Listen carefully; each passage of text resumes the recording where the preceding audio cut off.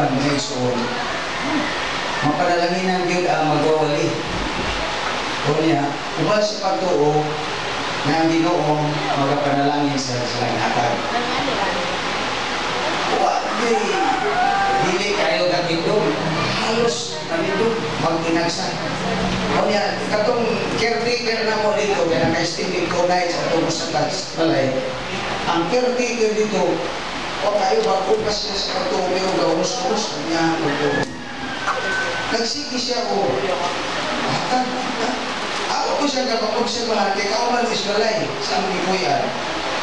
Dahil pag-abot ako sa balay ako sa ipangutan na ano, nagsige magkag-ito niya hatag sa ito rin. Ngayon siya, napanalaginan ko gusto. Dahil panghilak. Dahil sa katapusan, yun ako, huwag na lagi kalamutay hanggang sa katapusan. Hindi siya nahulot na yung gusto. Hutan niya siya kain. Pero to tell you mga iso, disappointing ko ang host pastor kami ang way. Namay sila lingkod sa tuwanan. Una dito sa hulog. Kondektado sila sa spirito. Kultura na nila dito. E bisan ba katudayo sa MM na mo, ang mga magwawili na mas pastor Tilbutong, si Bang Mario Miraman, di na po sila una.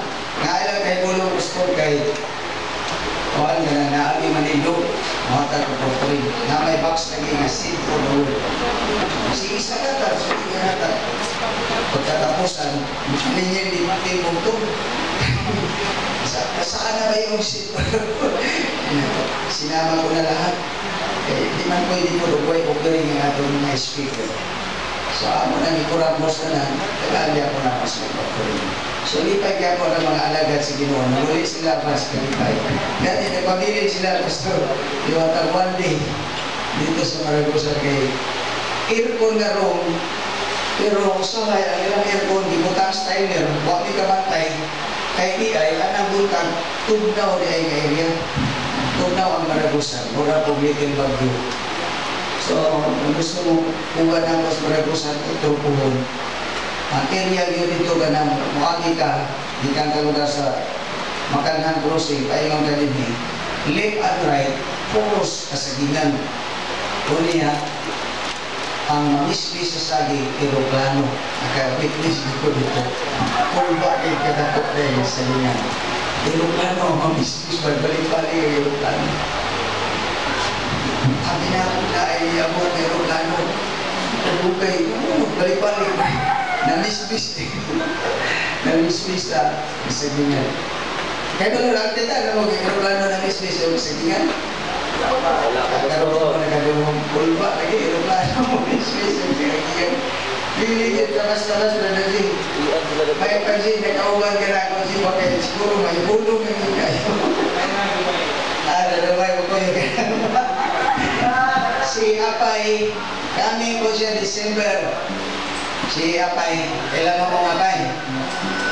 Kami siya December 23, doon na sila feeding program sa itong mga kabataan. So, IB, take charge sa mga kabataan, di mo na motivate ang mga bata na naatay na kung feeding program mo on sa taga-Dubai, kauban ni Apay, just to express their thanksgiving sa Ginoo sa mga kabataan. Kanya, November 29, doon na mo feeding pagay mo on sa taga-Gawas na kontak sa mama ni Rose. Atong Rose bitaw, nini Rosa. Nag-ingon siya na 120 ka mga bata, apil ang mga core. So katong mga nilang ID lugar, kung 20 is nakabuo, Mores na sila mga bata kay 100, aron di mahulot ang ilang ang budget kay 120, apil na ang mga mag-serve. So, ato ibitaro na itong mga kabataan, anang panahon na, ay di, timuha nga di mo ito maulawan, kay kini sila mga partner na nag-burden sa mga kabataan na magpakaon sila. Ambot, tinuod ba yun, Jollibee magkunoy lang i-order sa nakapak na siya. Nakapak na siya. So, hindi siya mag-volunteer may mga kataon, hindi mo sobrang gaiti. Kaya ang mga mama ko, hindi, basta na iyak ko,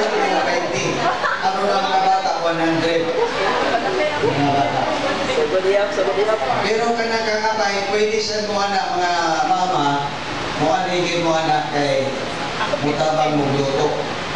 Kaya kini sila gin mag-hands-on, mutabang mo, kung agyo kita, makaluyo kita.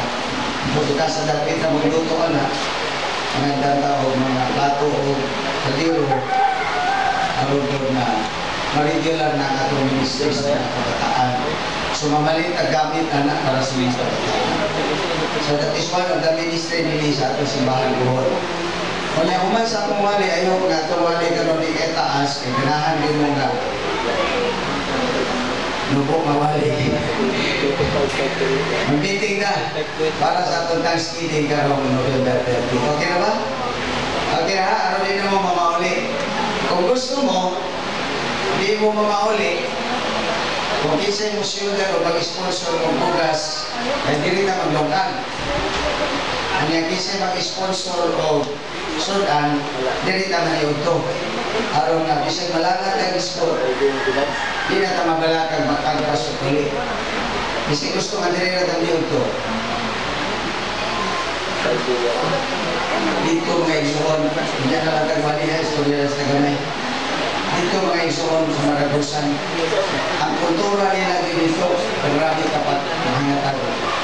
Ang speaker dito karon, katong kauban ako sa Edward Montejo, pastor dito sa Kanituan. Okay, hindi ko naman sila sa akin ni Pastor Abner.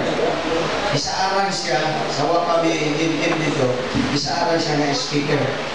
Right after sa kuminsahe ato Sunday, ni Barong ang pastor, niingon dahil siya, kamo mga DPN, naatay speaker karong Sunday sa atong Thanksgiving. Inyo na ang na-offering para sa inyo. Taas, mga DPN. Masibot ipasabot sa DPN. Tanan mga maestro, mga member. Kakas ng maestro ito. Tudlo lang, kamong DPN, inyo ang sponsor. Wala'y istorya na hindi ni pastor, wala. Masikaroon kayo ang mga membro. Karoon, di siya mga ako ng bugas. Ayaw itong taga-DepEd, pastor. Sa tingin ko. Ayaw itong Karoon taga-DepEd. magaling ko ng istorya, wanagin mo na yung muso.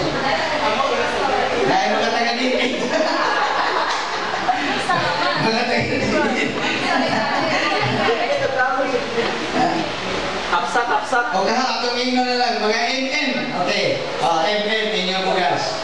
WM, inyong sudan. Mga young people, kamo na o gulungan kung maganda. Okay ka? Kung ba na nipid sa mga MM, ha? Kaya mga MM mo, may kwarta. Kung ba na DepEd, nagyaman pastor. Okay na na, may isang mo. Sundihin ko. Kung pili mo masabot na si mami mo, gusto na ni mami gasto. Nakukin siya kupiring nga ako ba? Grabe kupiring nga na niya dito, speaker niya dito sa loob. May nangupod din mga spam na iyang mga kauban dito ang loob, kaya iyang mga kauban na. Pagbukas na ng loob, kauban si mami. Muna ni, dumduman nila si mami as the speaker. Okay? Kailangan itong istorya ng Quezon. Kailangan ko mong maminaw? Word of God, paminawan na to. Okay? Last na to. Hallelujah. Nindog ka mga Quezon. Last na to, natong key verse. Okay, ang key verse na to, kakatong tunan karon, na-upload na magutas sa itong Thanksgiving na sa katapusan, kadasigo na muna mo karon from time to time about giving and partnership. Okay? Key verse, verse 9 sa chapter 3 of Proverbs. Kung ano na ito ubasa, ilinaan din sa projector. Kita na to? Okay, kung ano na atong gumanan. Together, read. Honor the Lord with your wealth, with the first fruits of all your crops. Magaputan. Kamahanan at maluluhikon ng Diyos, salamat. Naniini nga bahin sa among pagsimba. Itagaan mo kami kay gayunan ng mga kapamalandong sa imong pulong.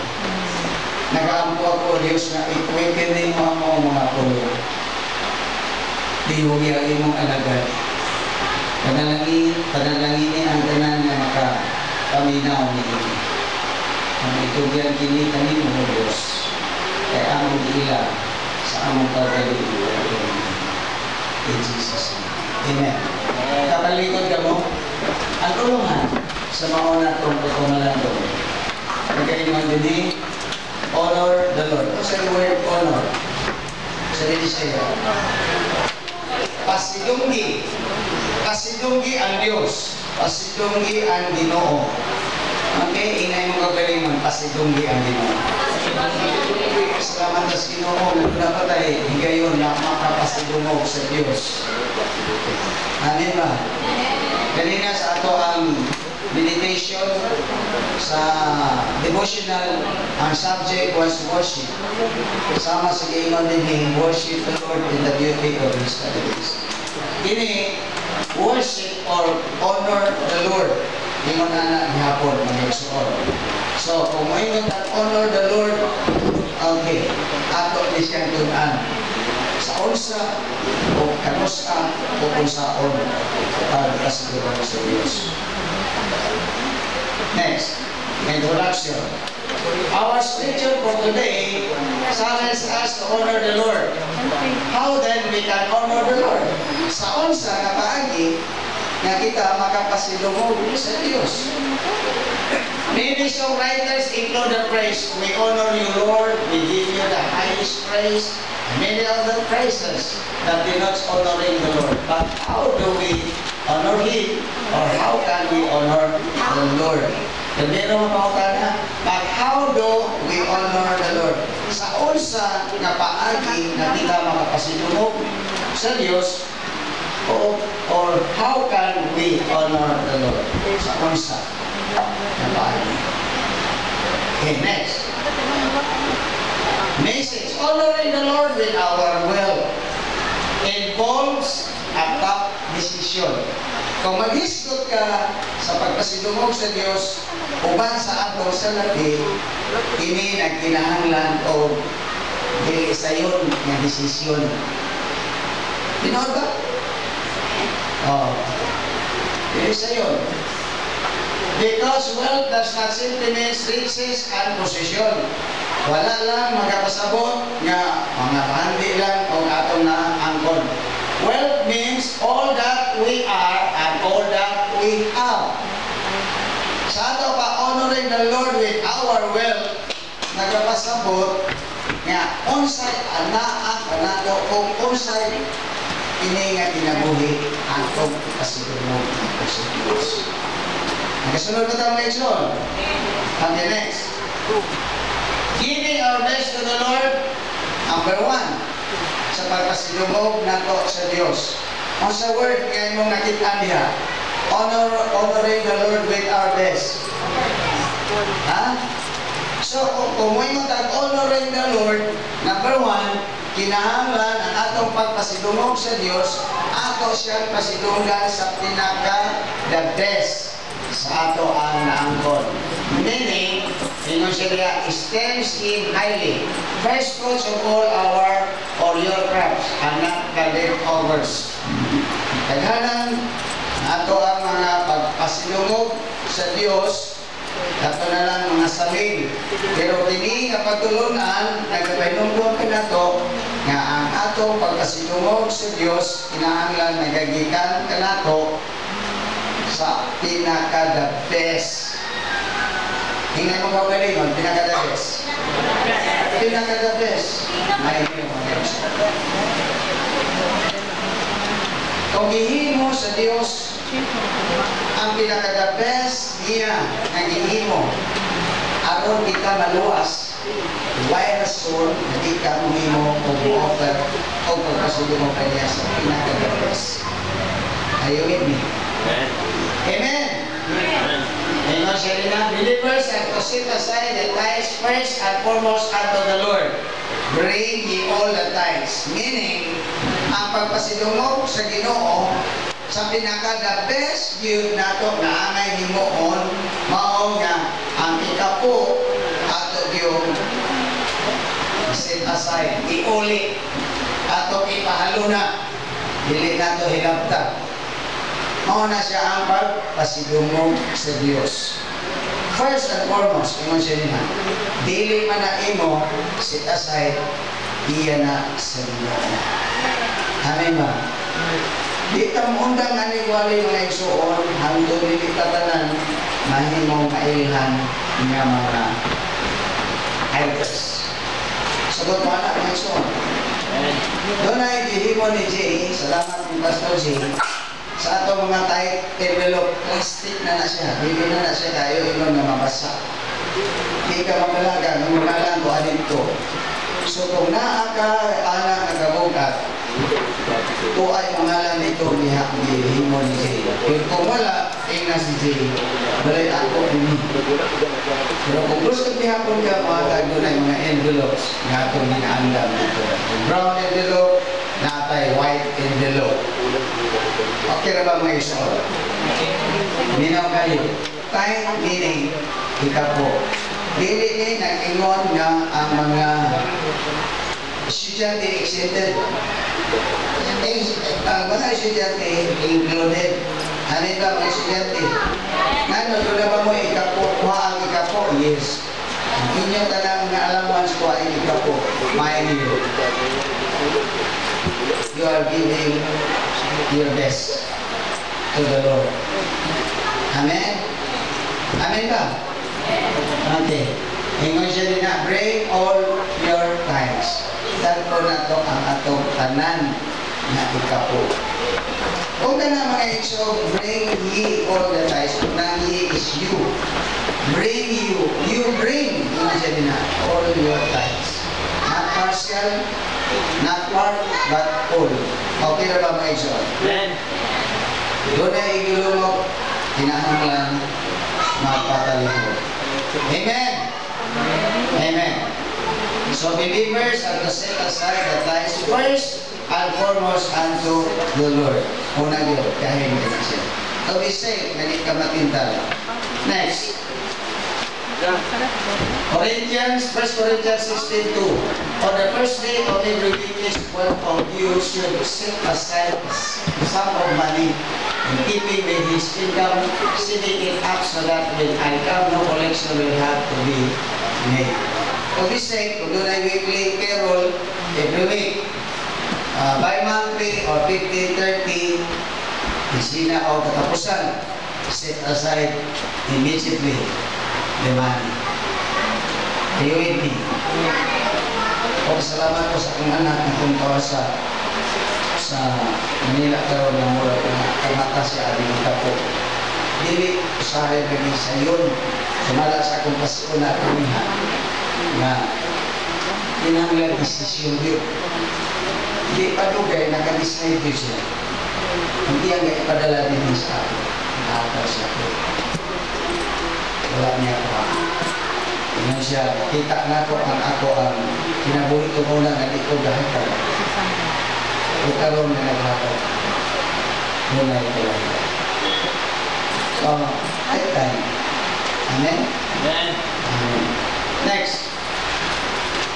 Number 2 is giving our most to the Lord. Kanina is best. Masa ng best? Dili salin. Okay ba?